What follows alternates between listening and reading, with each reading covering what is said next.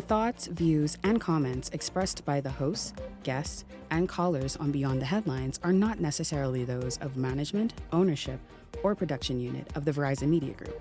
Beyond the Headlines is a production of ILTV Studios and cannot be reproduced or represented in part or entirety without express written permission of the Verizon Media Group.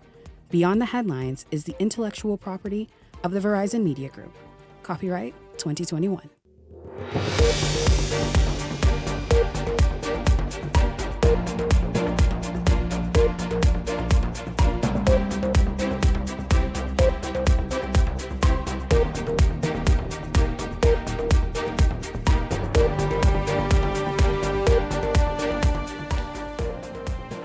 Coming up tonight, gun violence in Pinewood Gardens this weekend has residents worried.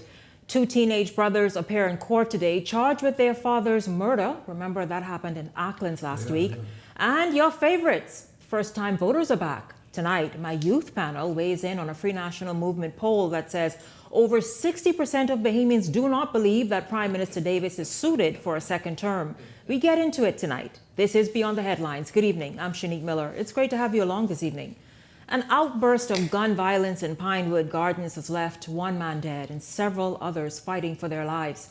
The string of shootings has not only pushed the murder count higher, it's spreading fear across that community where residents say it feels like they're living in a war zone. Linton Ritchie Jr. has more from the scene today. The sound of gunshots followed by police sirens is the reality for those in the Pinewood community who emphasize they are in fear for their safety as two shooting incidents just hours apart killed one man and left two others fighting for their life in hospital. It's just scary right now. And then I have little small grandchildren, you know what I mean? A red Nissan Cube riddled with bullets and nearly 24 yellow crime scene cones spread across the roundabout at the entrance of the Pinewood community and Pigeon Plum Street. Grim signs of a roadway shootout that saw a man wheeled into the back of an ambulance and transported to hospital after being shot. And just hours before, a stone's throw away, a Sunday evening double shooting. Unofficially identified as 30-year-old father of one, Philip Ferguson Jr. died in hospital following Sunday's shooting, and his loved ones say the sight of bullet holes in the walls of the home and neighbors' vehicles are now a nightmare. Hardworking man, he cared deeply for his friends and family. You know, he loved his little boy with all his heart. The scene yesterday was one a nearby resident described as a quick moment of fight or flight.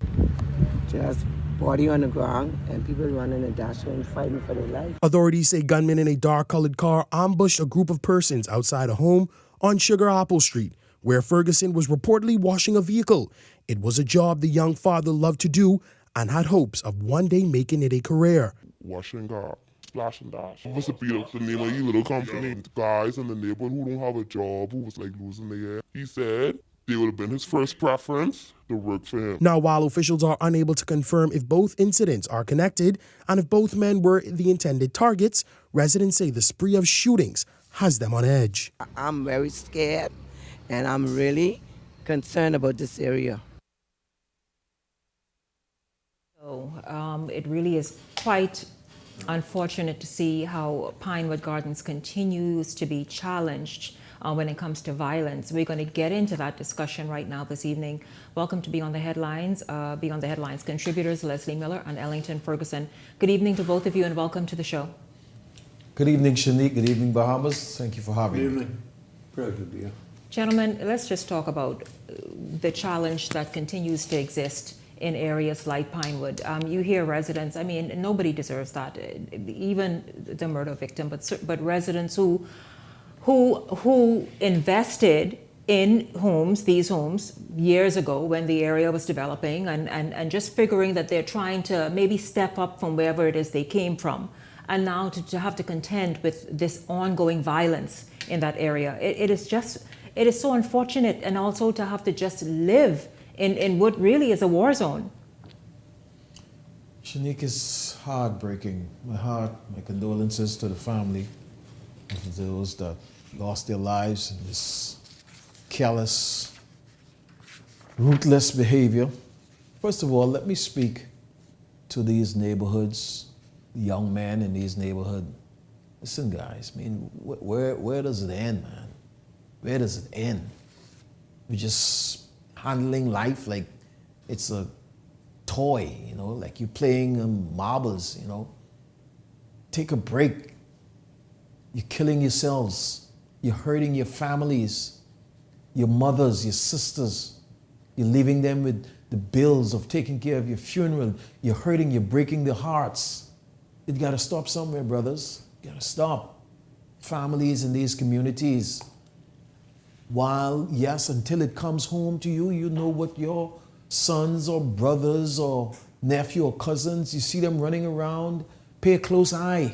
What are they dealing with? What are they into? You see them hanging around with others. Ask questions.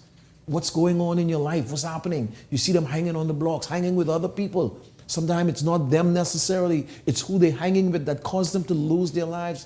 We've got to begin to talk to our families. We've got to begin to have this conversation with our families. If we're going to turn this around, we're heartbroken. And I heard the lady who said that she don't feel safe in the community. The young man that is talking is giving a narrative about how the guy was planning to build his business. These are our friends. These are our sons. These are our brothers. We've got to begin to talk to them. We've got to be that brother, that big brother, or that sister. We've got to talk to them, mothers and fathers. We've got to talk to these young brothers in the community. We've got to talk to our family. It's got to stop. It's senseless. It's heartbreaking. And that is the only way I could think about us beginning to curb this, apart from law enforcement doing what they've got to do to curb the importation of these ammunition, which I'm sure you can't tell me they could solve every other crime. They know where the root is, but they can't find out how these ammunition is being shipped into the country. Please. I think enough is enough now. Over the past 3.5 years, we've had so much killings in this area and also in the area of East Street South. We got to bring back capital punishment if we're not a serious country. The United States does it, every other country in the hemisphere does it. Mm-hmm. We wouldn't do it. Mm-hmm. You lose in a life, and the fellow who's taken a life, his is not taken. It is never gonna stop unless we implement the law to the fullest extent. We must bring back capital punishment. These fellas gotta know that when you take a life, yours will be taken. What's the problem? It's on the books. When did the Caribbean become so... The crime got to stop. Not the Caribbean, Bahamas is the main one. Okay then, when did the Bahamas become such a left-leaning, soft-hearted, not wanting to carry out its own laws? Because so many lawyers are in Parliament. A lot of those guys represent or did represent a lot of these notorious killers in this country. A lot of people are against capital punishment. The newspapers certainly not with it. Who cares about the newspapers? Who cares about the newspapers? Of society that's want nothing to do with punishment. Yeah, but who cares about the newspaper? Govern or newspapers govern a sovereign nation as it should be governed with laws that are in place and on the books. 2 people just got to electric chair last week in the States. What is the problem? It is never going to stop unless we stop it. What you will find out... Stop playing games. What you will find out is the average murder that is committed, either that person is out on bail for 1, 2, or in some cases 3 and 4 and 4 murders. So how you could tell me it's not a deterrent? If that one individual was dealt with properly, then the other 2, 3, or 4 murders would not have happened. Today. And so we've got to stop it. We've got to put a stop to it. We've got to put clear parameters in our laws. We've got to show and demonstrate to criminals that we're serious. The criminals can handle the system right now. They're not serious. The criminals are managing the system right now. That's our problem. The system. They're managing the system. They own it. And they know how to work it. They know how to work around it. And so between them and their lawyers, it's a great day. I mean, aren't we tired of families crying every other day? For lost love? For lost one? Yeah. Yeah. Got to stop. I absolutely agree. And Dr. Implement the law to the fullest extent and see if it won't stop. Dr. Gonzalez must speak again That's the only answer. About the Bahamian legal system. The only answer. He is the only person who got them riled up enough to get angry. The only but they answer. did nothing. You come back with any other foolishness you want to come with. Yeah, I totally agree. The answer is capital punishment. I absolutely in any agree. country in the world, that's what it is. But if you don't want to carry on with it, then carry on with it. The slaughter just continue to go on. That's all. And then also, be as stern as, for example, an El Salvador. Even the United States, you just before this show Trump ain't started, playing no games. you were none. Standing totally on business. Yeah. You were telling me, Absolutely. Ellington, of a gentleman there in the, I think in Florida court, Yes. that went to jail for 200 plus years. 210 years. Yeah, so me in business with people. Very serious. Get this one, guys, gentlemen. In news from the courts, 2 teenagers were charged in connection with the killing of their father days after authorities stumbled across the dismembered body. Miss, you just came back from university in Atlanta. Please go slow. Come back down. Come back down, please. Thanks Just very reached much. it. She just reached, yeah. They killed their the fast fathers. life in the US. The fast life, slow down, you back home.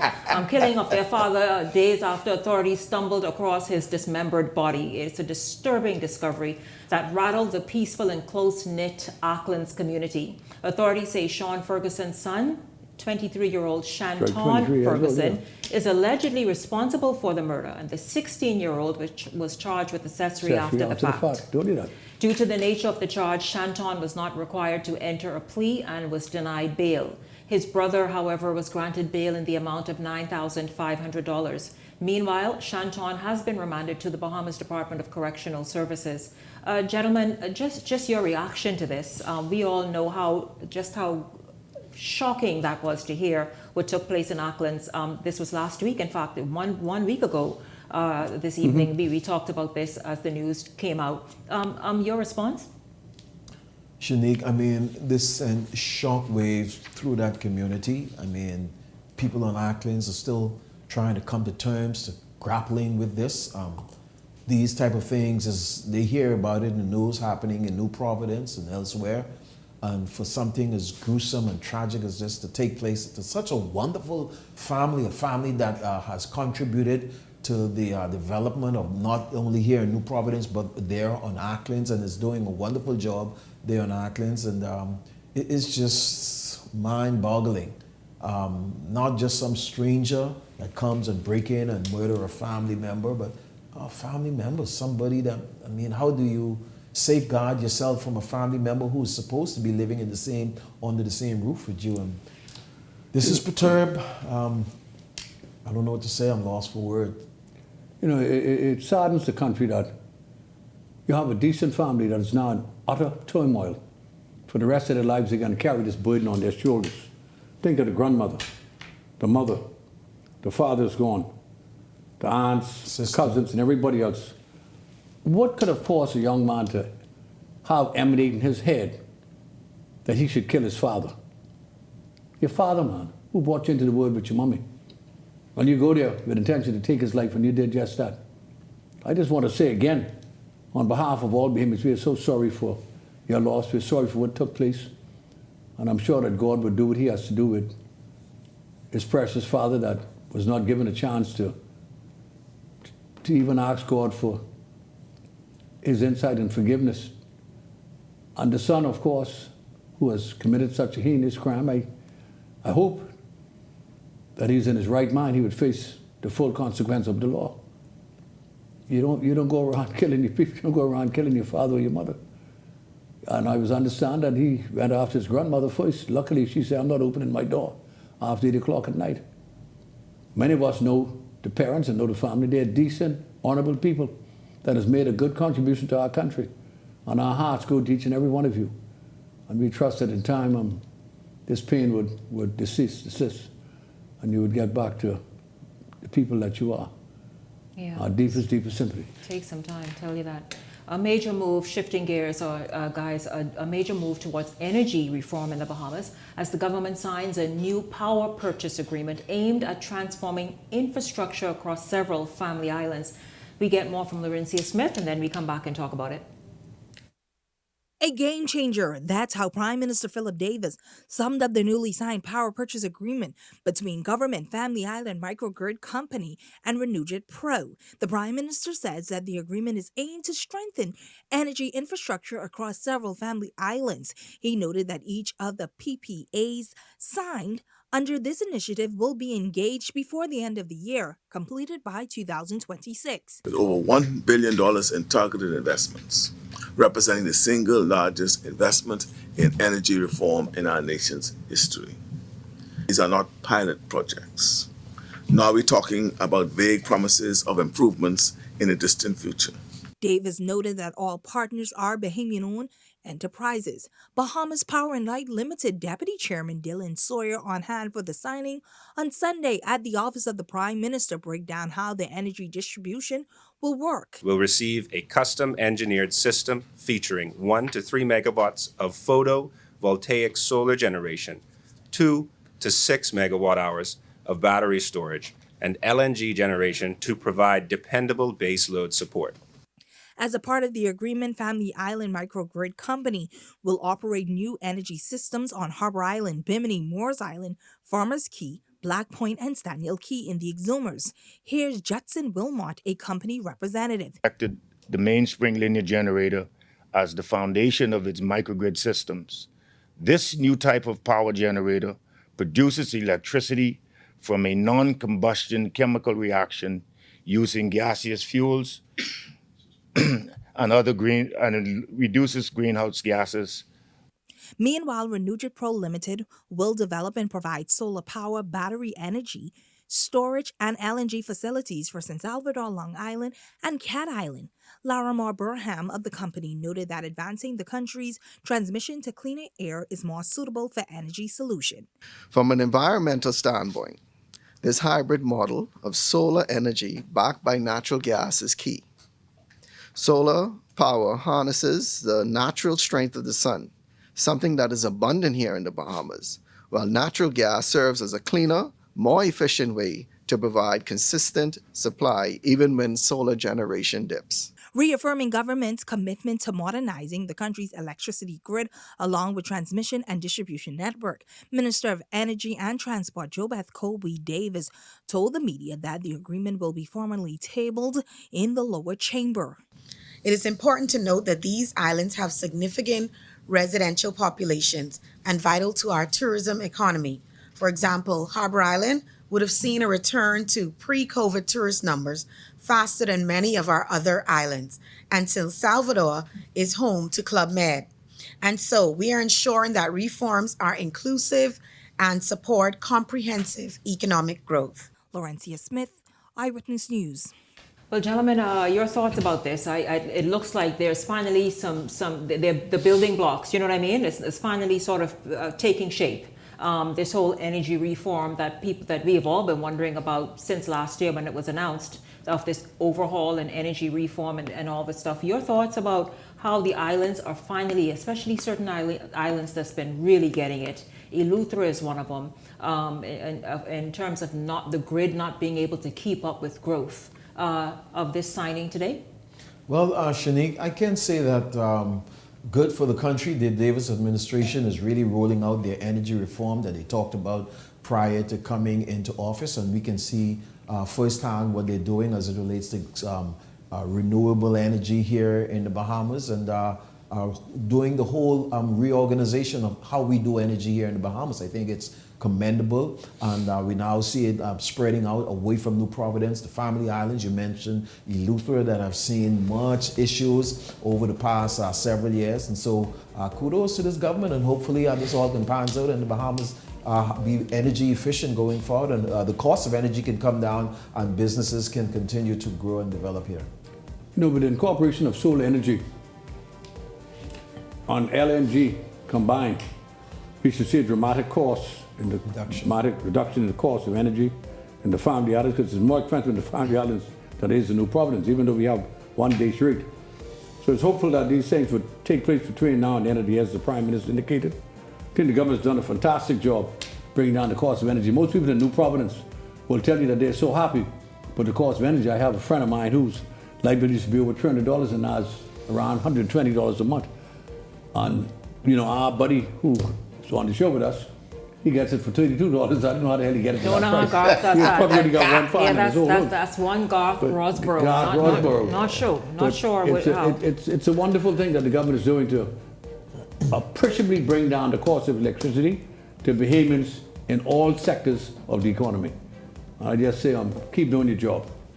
Absolutely, absolutely. I thank you both so much, Leslie Miller, Ellington Ferguson. Listen, we're just getting started. Don't go anywhere, because when we come back, did you know that June is Men's Mental Health Month? We're going to talk about mental health after an alleged suicide in Andros over the weekend. And also, but yeah, that's right. But before we even get into that, we're going to look at that poll by the Free National Movement. We're back with more Beyond the Headlines right after this.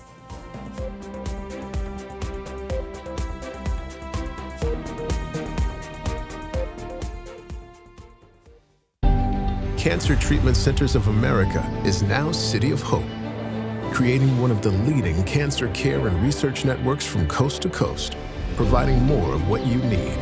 More locations means more care closer to home. More specialists means more expertise. More research means more breakthroughs. More advancements means more treatment options. And more options means more hope. Call now to get more of the care you need.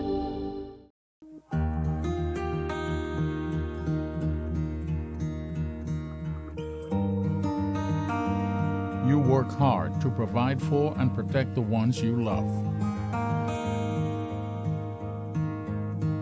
However, life can present unexpected challenges. Who you call in times of need matters. Insurance Management is a Bahamian-owned company that has been serving our community for over 40 years, offering a wide range of coverage for all of your personal, professional, and commercial needs. When life happens, rest easy knowing that our skilled and experienced agents are there for you in your time of need, so that you can get back to what matters most. Insurance Management. Nobody does it better. 7.5 years, been walking here all of a sudden, total stranger. I'm calling you Rick and Sheila. At Island Lock, we take sports seriously. Get ready to experience the thrill of winning anytime and any place. Bet in real time and live the thrill of every play while watching your winnings stack up.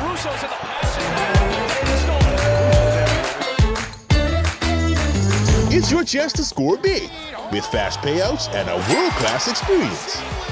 Get in the game and bet the Bahamian way with Island Luck Sportsbook.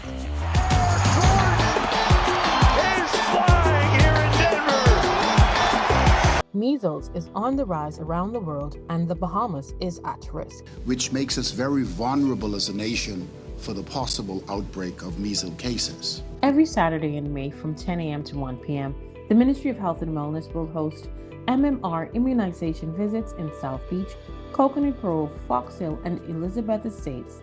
Clinics in these areas will remain open until 8 p.m. twice per week. Get your child immunized now. If you enjoy watching Beyond the Headlines, take advantage of our exclusive offers with 4 15-minute interview segments at $1,200 and 20 30-second TV ads at $2,000. Contact 557-0258 or 557-0259 for more information. Go beyond with Beyond the Headlines. This segment of Beyond the Headlines is brought to you by EV Motors. Drive the future with brand new 2024 electric vehicles. EV Motors, powering your journey.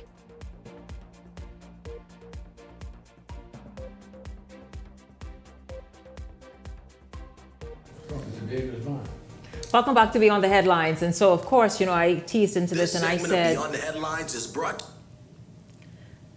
Justin, what are you all doing?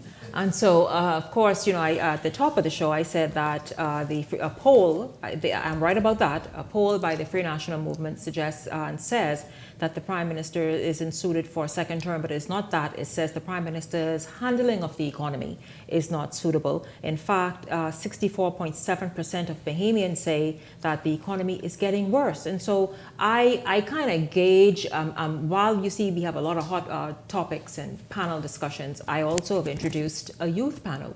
These are first-time voters. And it is, do you believe the government is failing? This is, look at, is failing when it comes to public safety and the rise in violent crime. Okay, there's that. That was today's poll question. And so let's just keep moving, you all. Crime, again, remains a major concern. So does the economy.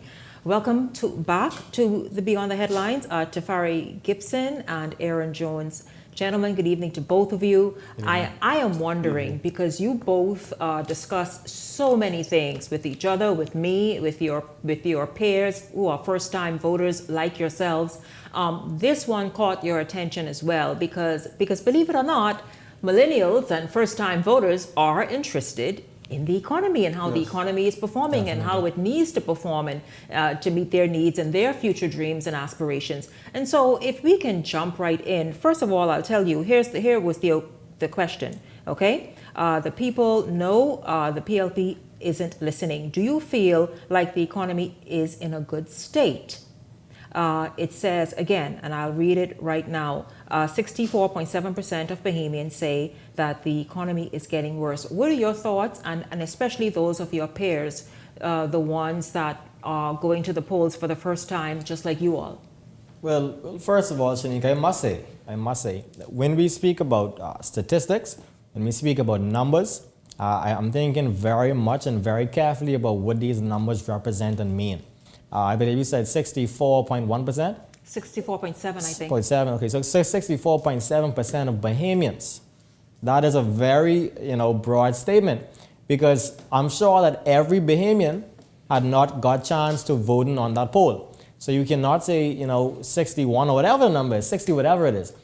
I find it a bit reckless to say that percentage is of Bahamians, when it is not of Bahamians, it is more of the persons who voted. So I believe clear communication is very important, especially when you're relating to politics. And then as it relates now to the economy, as this poll is referring to, I always believe in giving credit where it's done and where it's due, but you also have to outline and look at the negative impact. A few weeks ago, I spoke with some young persons.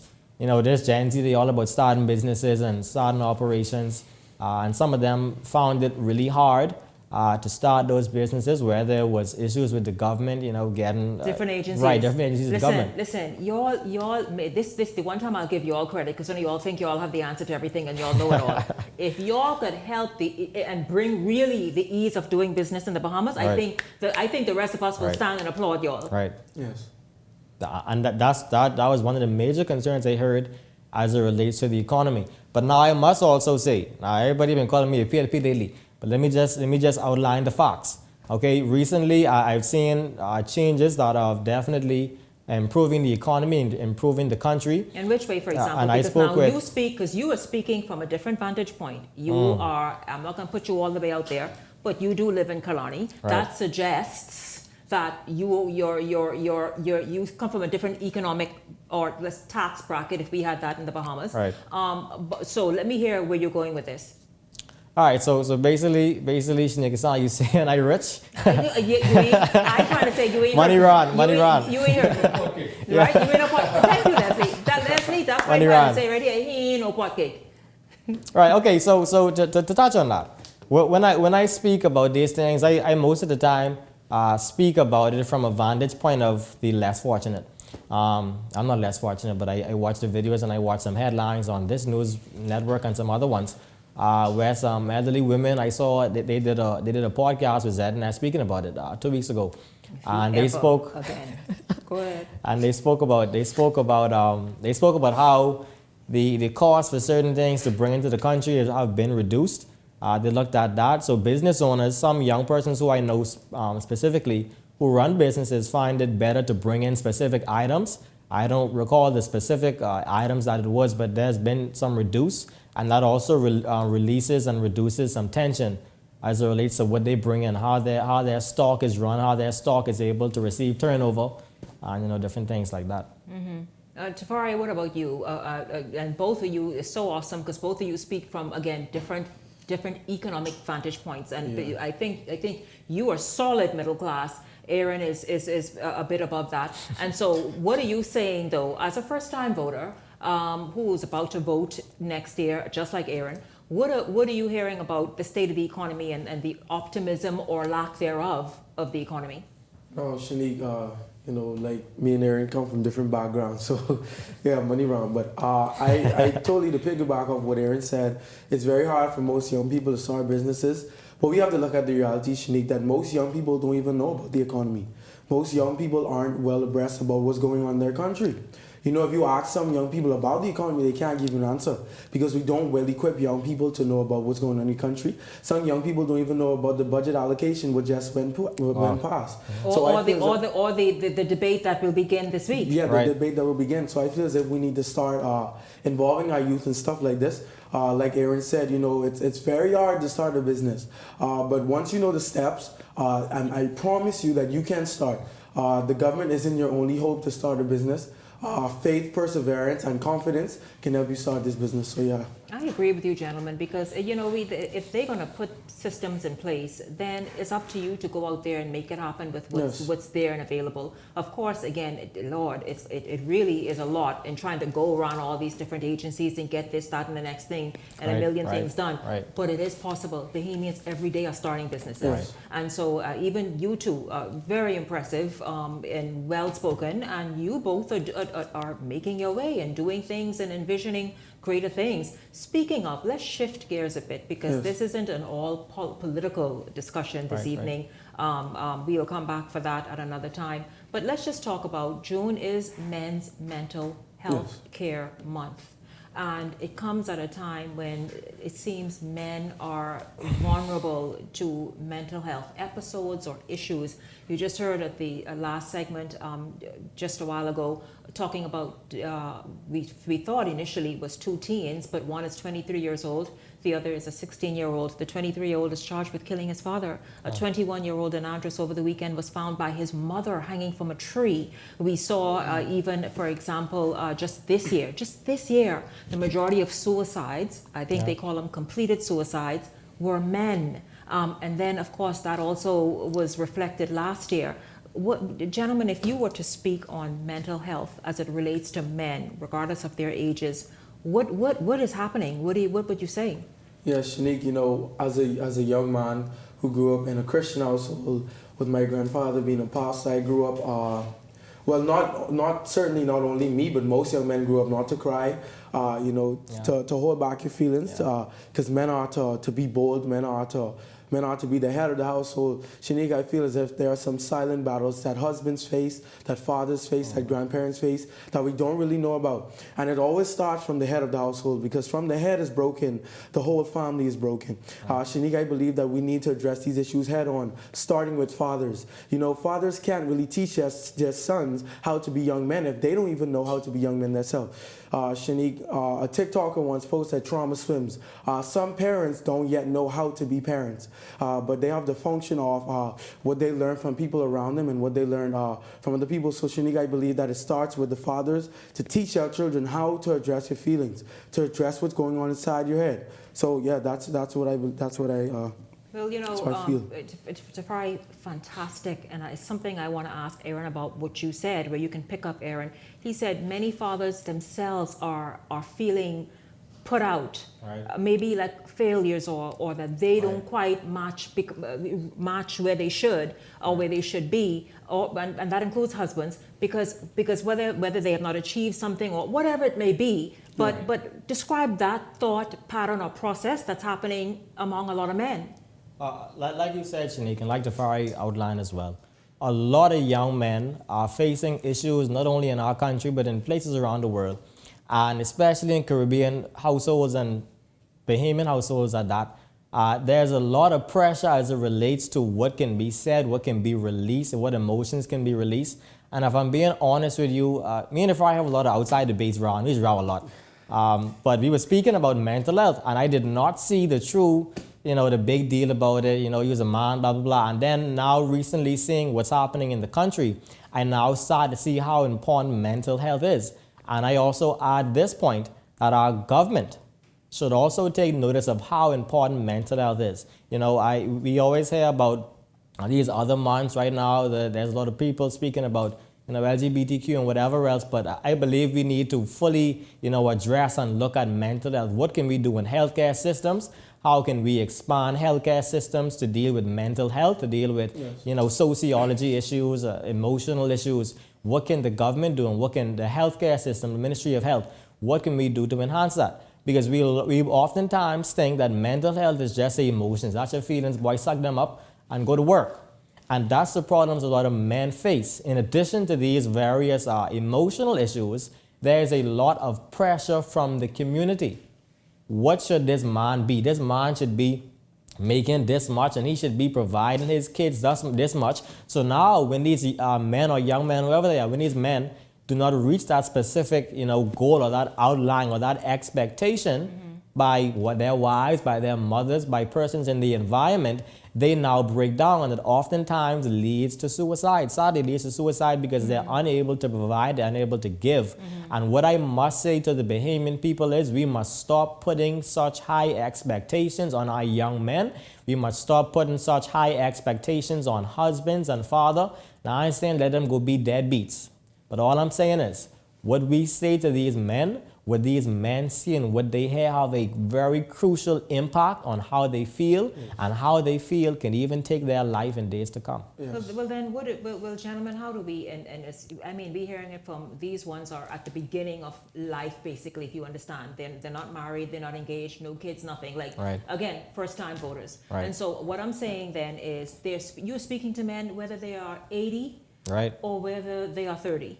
Right. And so the thing is, how do we begin addressing it? Now, there was recently a thought, just a thought. I think the Department of Labor, employers, Civic Bahamas, a lot of them came together to try and discuss mental health days. I know that's just like the surface of what y'all are talking about. Right. But how important is that, even just as maybe as a start, to introduce to the workforce of Bahamian life? Yes, just to piggyback off of Aaron's sermon, I totally agree with Aaron. The Bahamas should really focus on mental health, even though we do have CCAC, which is a program that you can go to. What is that? CCAC. Yeah. Isn't that an acronym? What is that? Yeah, I don't know the meaning. Okay, go ahead. But CCAC. And Shanique, we basically look at this as a governmental thing, but it's also very spiritual. This is also very spiritual. This is where the church gets involved. This is where the Christian Council gets involved. What is the church doing to capitalize on mental health? What is the Christian Council doing to help fathers who feel this way, or to help young men who feel this way? Shanique, I feel maybe as have open spaces, private spaces where men, regardless of their age, can gather and talk. You think that is important right there, just to do that, be able to talk. Right. It is. Yeah, Shanique, that's very important for us to start now, because the longer we take, the bigger the problem gets. And like Aaron said, in the household, you have a lot of expectations and you have a lot of standards to live up to. I feel as if in the Bahamas, parents usually take suicide as a joke. But you tell your parent, "Mommy, I want to commit suicide. You don't have anything to worry about because I pay the bills. I send you to school, so you have nothing to worry about." Which is, I feel that's very wrong to tell someone. I feel as if we all have our emotions, we all have feelings, and our feelings should be addressed. And if you can't go to your parents, let me quickly wrap up. If you can't go to your parents, you can go to someone else. So, yeah. Aaron, quickly. Shanique, as it relates to those mental health days, I believe that they are very important. Like I said, at first I didn't see a huge risk in that. But now I understand that this is an actual health issue. Yes, it is. The same way we take sick days, the same way we get time off or nose runny or you feel sick in your stomach, it's the same way we need to take proper attention with mental health, emotions, and those various kind of concerns. So we need them. Don't you all love my youth panel? I tell you, I don't know, Leslie, those better watch out, because this youth panel is spot on and they have opinions about every single thing. That's why I asked them about politics, about voting for the first time, and as you see this evening, mental health. I thank you very much to Fari Gibson and Aaron Jones. Looking forward to more discussions with you guys, certainly, of course, throughout this political season as well. Don't go anywhere, because when we come back, we're going to lighten things up. It got a little heavy for a moment, but here's what I mean by lighten up. Remember, I think a couple months ago when there were just a string of fires in South Eleuthera and they had to almost just stand and watch it burn? Well, you would not know what tonight brings good news. They have a fire truck in Wims by Eleuthera right now, tonight. I'll tell you how it happened right after the break. Stay close.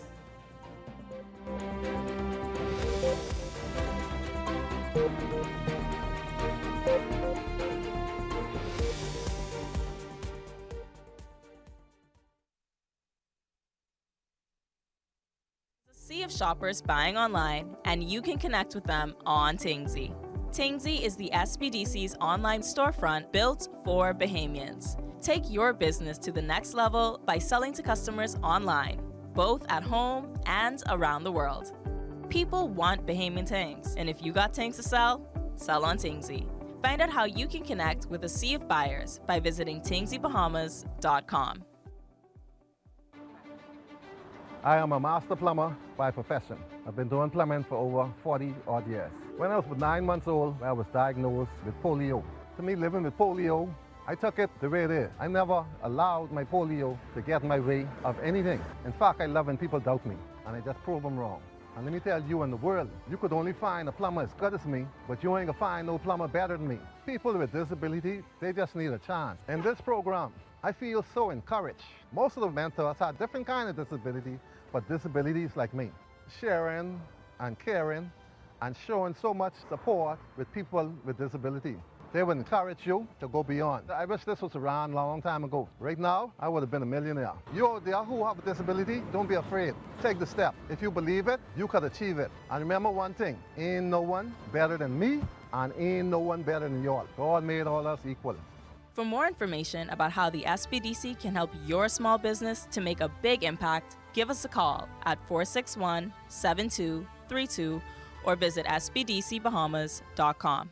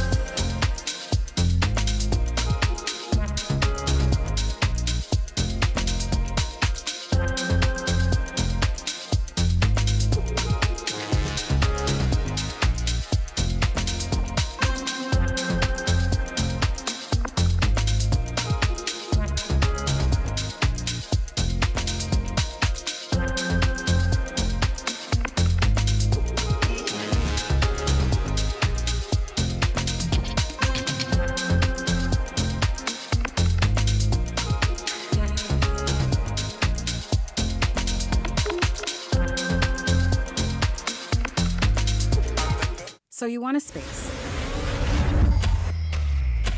But not just any space. You need something with a little more potential. So how about 1,000 square feet of room to play with? Superb audio and video production capability, digital LED wall, full lighting grid, and about 124 seats to accommodate a full studio audience with so many other features. Make us your home for your next concert, conference, and so much more. Honestly, the possibilities are endless.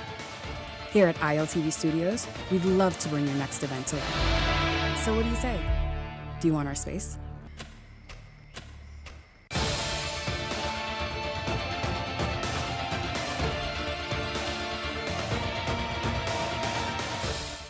If you enjoy watching Beyond the Headlines, take advantage of our exclusive offers with 4 15-minute interview segments at $1,200 and 20 30-second TV ads at $2,000. Contact 557-0258 or 557-0259 for more information. Go beyond with Beyond the Headlines.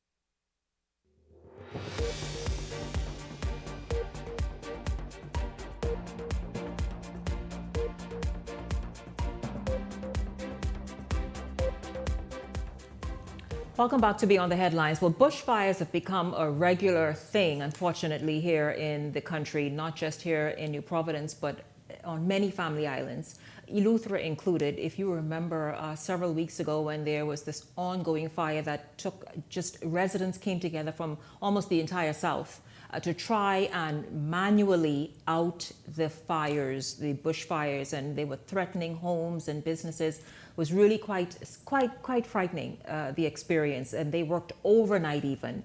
And during that same time, because we spoke with them here on the show and saw them fighting the fires, during that same time, Clement Thompson, who is Deputy Chief Councillor there in local government in South Eleuthera, Wims Bight, said that, listen, they are forming this committee, and that committee is going to be a part of getting a fire engine. They weren't just talking, they were standing on business that night, because guess what, tonight, are you there, Clement Thompson?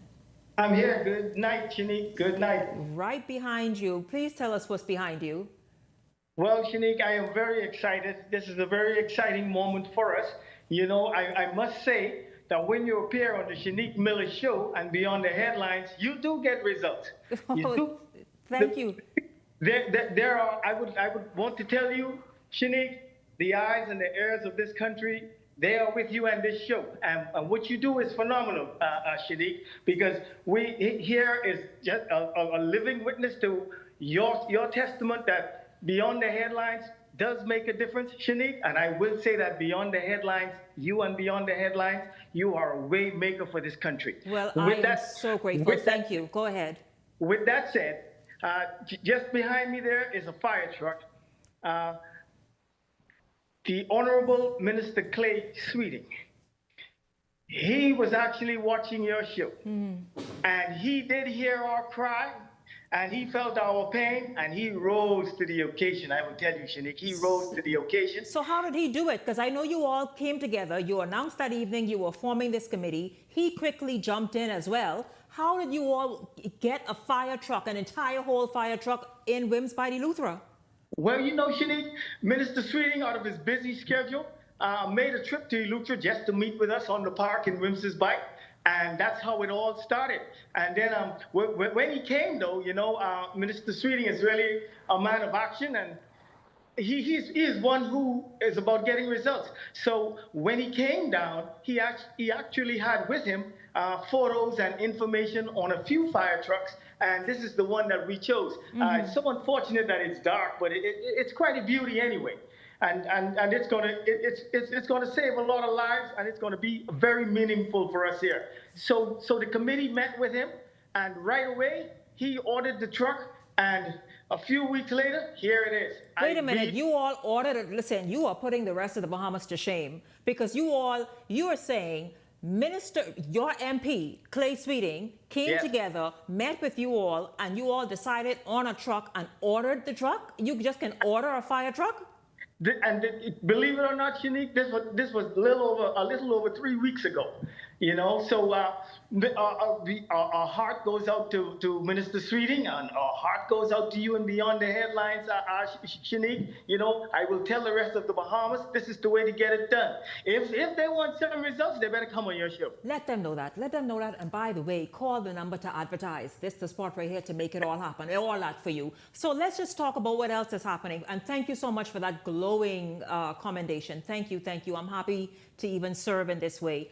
But you all are, full stop, you all are also training men who have been identified in, is it just Wims Bight or the South, to man this truck and work it?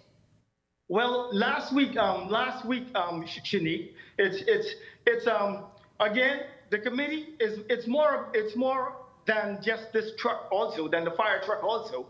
The committee, and I must say, Shanique, at this time too, I want to give special thanks also to some second homeowners from the U.S., Carson and Michelle Benton. They actually bought us a brand new ambulance also that we have. Oh, I'm so happy for you all. So now at our emergency operations center there in Wims's Bight, the building that we got fed back to us from seed, we're actually that is actually going to be the emergency operations center of the South. Awesome. So last week the committee had training. We had training with persons to operate, to run, and maintain the ambulance. And just today, Miss Clara Young, who is actually the chairman of the committee, she reached out to Miss Shanta Knowles. You know, Shanta has she has ties in Wims's Bight. Her grandmother lived right across the street from me. Yes. I've known Shanta. We've grown up together. You know, we've played in the streets together, and it is so fitting. You know, it is so fitting for us that she actually rose to become the commissioner of police of this country, the first woman commissioner of police. Yes. And she has reached out to assist also. So she will send her people down to train us for the fire truck. Mm-hmm. Yeah, so we have all that in motion, and we're located in Wims's Bight, which is a kind of a central location. Yes. But we're for the entire South. The entire we don't South. want anyone else, Shanique, to go through what we went through a couple of months ago. You know, that is it's just sickening. So therefore, while we have the ambulance is already in service, and we go throughout the South. But if there's a fire, Shanique, I would tell you this now. If there's a fire on Tree Island Dock, which is 105 miles away, in 2.5 hours, we'll be there in this truck to help them fight it. Wow. You know? So you are saying while it's to serve the South, it is to assist the entire Eleuthera if need be. The entire Eleuthera, Shanique, and if you're having problems in Nassau, send the boat down. We'll put it on the boat and come and help you out. Because we might need that for true. Send the boat. Because Shanique, what we went through, I mean, it's, you know, people saying, oh, they're too far away. You know, this thing and the next thing. You know, thank goodness the Carter Pinder out of Governor Saba saw the need to come and help us out one night. You know, but everyone with fire trucks are so stingy. Let's use the word stingy. You know, yes. They don't even have the time, or it's too far away. That's nonsense, Shanique. Yes. We're gonna put this truck in service, and we will service the whole Bahamas with it. Let me put it to you that way. Wherever it's necessary to loan it out, you're saying. Wherever it is necessary, and I want to make that especially clear to the Honorable Minister Clay Sweeting. You know, our heart goes out to him, Shanique. Our heart really goes out to him. He is the epiphany of, hey, what results is all about. Yes. And if you want to do it, then let's do it. Don't let's talk about it, let's do it. And that was his approach to it. Well, that's real good. I mean, there's a glowing commendation for him as well as number one, the Member of Parliament serving the area, as the Minister of Works, and just somebody who obviously meets with the residents and obviously the proof is right behind you, gets things done and things that are necessary and urgent for the community and the lives and the quality of lives and the safety of the residents there in South Eleuthera, and as you said, really the entire island, wherever it's needed. I am so happy that, first of all, the energy and the excitement that you have. I am so happy because I watched it for several evenings. I remember it was over a weekend period right into the new week. And people kept reaching out and saying, Shanique, the fire won't, we just can't extinguish these fires. And the fire's spreading, and they're trying to prevent it from getting to residents. And all this stuff was happening, and you all were in the thick of things overnight, fighting this for several nights. And now, this evening, look behind you, this fire. I mean, y'all just ordered the fire truck. Did y'all tell everybody else around the nation that's how you do it? That's how it could happen? Well, actually, we were waiting to get back here to let them know. You know, to let them know. Stop the talk. Stop all of the talk, and everyone stop waiting for the government, for the PLP to go and buy a truck. Get out there and get yourself a truck, man, and let's get the Bahamas moving. I thank you so much. Listen, you all take care of that. Take care of the ambulance that's there. I'm happy the men are being trained. I thank you, Clement Thompson, Deputy Chief Counselor. I know you stepped out of a meeting to speak with us this evening. Thank you for stepping out of your meeting. But thank you so much. Of course, he's one of the local government leaders there in South Eleuthera. Very happy tonight. Came back here tonight to show that they did exactly as they said several weeks ago, that they would form this committee, get it going. Clay Sweeting, as you heard, stepped in and say, hey guys, what is it that needs to happen? Let's get it done. And this is exactly what happened. And now that fire truck is there, as well as an ambulance, and they're all being trained to properly man it, take care of it, and respond to any fires that may happen. Hopefully none ever does after this. But the fact is, the emergency response is there in South Eleuthera now. Thank you once again, Clement Thompson, Deputy Chief Counselor in local government there in Wimspite, Eleuthera, for the southern... God bless you. God bless you, Shanique, and God bless Minister Clay. God bless the Bahamaland. And you keep up the good work, Shanique. You keep up the good work. Thank you so much. Thank you so much. God bless you as well. The entire South Eleuthera, entire Eleuthera, in fact. And of course, we seek God's blessings over the entire nation of the Bahamas. Thank you once again for speaking with me here on Beyond the Headlines. I thank all of you for tuning. That's just awesome just to wrap up with tonight, right? Just amazing. I'm so happy for the people of South Eleuthera and Eleuthera in general. But I thank you all for tuning in this evening. To all of tonight's guests, Leslie Miller, Ellington Ferguson, of course, the youth panel. You saw them in the middle of the show. And then Clement Thompson, this evening in Eleuthera with such great news about them now being able to respond to fire emergencies and other emergencies. Thank you so much for speaking with us this evening. I want to thank all of you for tuning in this evening. It's been so awesome having you around and hanging out with me. I look forward to seeing you right back here tomorrow evening. For the entire Beyond the Headlines team, I'm Shanique Miller. Make it a great evening, everyone.